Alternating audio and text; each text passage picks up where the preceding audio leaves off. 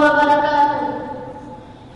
إن الحمد لله نحمده ونستعينه ونستغفره ونعوذ بالله من شرور أنفسنا، من يهده الله فلا مضل له ومن يضلل فلا هادي له، وأشهد أن لا إله إلا الله وأشهد أن محمدا عبده ورسوله.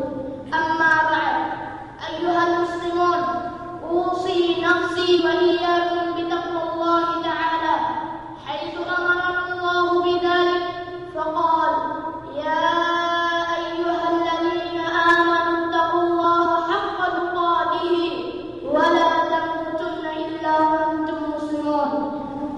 أيها المسلمون، موضوعنا اليوم من صفات المؤمنون.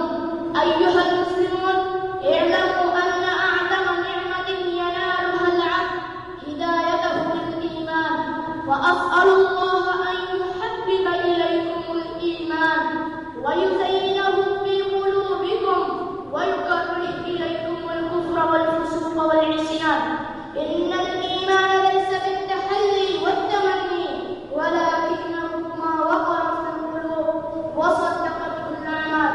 وعرفه أهل السنة والجماعة بأنه قول باللسان واعتقاد بالجنان وعمل بالجوارح والأركان، يزيد بالطاعة وينقص بالعصيان.